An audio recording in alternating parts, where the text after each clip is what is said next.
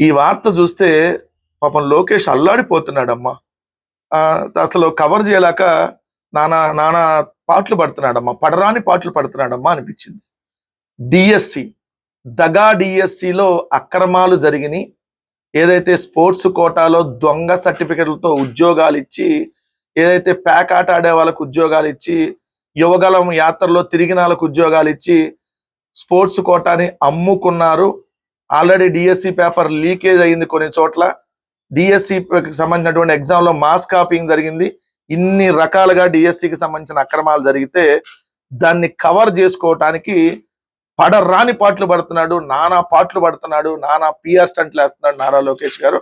ఆ పిఆర్ స్టంట్లు వేస్తూ కూడా మరొకసారి అడ్డంగా దొరికిపోయాడు. మొన్నేమో మనం చూసాం, శాసన మండలిలో చర్చకు రమ్మంటే పారిపోయి తెల్లారి శాసన మండలికి వచ్చి డిఎస్సి మీద చర్చ చేయకుండా అసెంబ్లీలో ఆయన ప్రజెంటేషన్ ఇచ్చుకొని ఏదైతే మరి అనేక అనుమానాలు కలిగేటట్టుగా ఆయన ప్రసంగమే ఉంది మొత్తం చూసాం. ఇవాళ చూస్తే మెగా డిఎస్సి అద్భుతంగా నిర్వహించారంటూ మంత్రి లోకేష్ ను ప్రశంసించిన ఢిల్లీ మంత్రి సిర్సా దొరికిపోలా ఇక్కడ. ఢిల్లీకి సంబంధించినటువంటి పరిశ్రమల శాఖ మంత్రి, నోట్ దిస్ పాయింట్, ఢిల్లీకి సంబంధించిన పరిశ్రమల శాఖ మంత్రి సర్దార్ మంజిందర్ సింగ్ సిర్సా ఇక్కడికి వచ్చి ఏదైతే నారా లోకేష్ గారిని కలిసి ఒకేసారి 16,000 ఉపాధ్యాయ నియామకాలు చేపట్టడంపై ఏదైతే ప్రశంసించాడంట. డిఎస్సి ద్వారా ఎలాంటి వివాదాలు లేకుండా 16,000 ఉపాధ్యాయ పోస్టుల్ని ఎలా భర్తీ చేయగలిగారని చెప్పి ఆసక్తిగా అడిగారంట. దొరికిపోలా ఇక్కడే. ఆయనేమో పరిశ్రమల శాఖ మంత్రి, ఆయన పరిశ్రమల శాఖ మంత్రి ఢిల్లీ. అసలు ఆయనకి ఒక డిఎస్సి ఎగ్జామ్ పెట్టారన్న విషయం నాకు తెలుసా? వచ్చిన ప్రతి ఒక్కరి చేత మీరు తోపు, మీరు తురుము అని చెప్పి మీ అంతా మీరు వాళ్ళు అంటారో లేదో తెలియదు అసలు. ఎందుకంటే వాళ్ళు ఎక్కడ మీడియాతో మాట్లాడరు కదా. సో వాళ్ళ ఫోటో వేసుకొని మీరే రాసేసుకుంటారు ప్రశంసించాడని. వాళ్ళ ఫోటో వేసేసుకొని మీరే ప్రశంసించేశారు. ఆయన పరిశ్రమల శాఖ మంత్రి ఇక్కడికొచ్చి లోకేష్ మెగా డిఎస్సి అద్భుతంగా నిర్వహించాడని కితాబ్ ఇచ్చేలేడంటే ఇన్ని. ఇది కదా అసలు కామెడీ.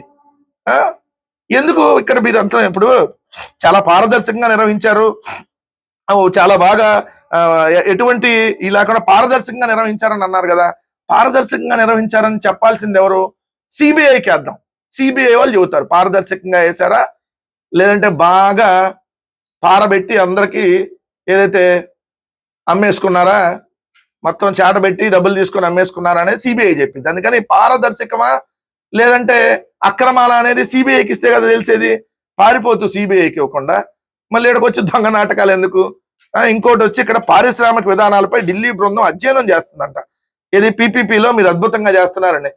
అదే మెడికల్ కాలేజీలన్నీ ప్రైవేట్ పరం, రోడ్లన్నీ ప్రైవేట్ పరం, పోర్టులు, ఫిషింగ్ హార్బర్లన్నీ ప్రైవేట్ పరం అన్ని ఇవ్వటం కోసం అక్కడి నుంచి వచ్చి ఇక్కడ ఎట్లా ప్రైవేట్ వాళ్ళకి ఇవ్వాలని అధ్యయనం చేస్తున్నారంట. 99 పైసలకు వర్షాగాలకి, ఒల్ఫాగాలకి, ఏంటంటే టీడీపీ బినామీ గాళ్ళకి ఎలా భూములు ఇవ్వాలనే దాని మీద ఆయన అధ్యయనం చేస్తున్నారంట. మరి కూటమిలో మంత్రులు అంటే ఎట్లానే ఉంటారేమో. ఈయన కూడా బీజేపీ మంత్రి కదా కూటమికి సంబంధించి.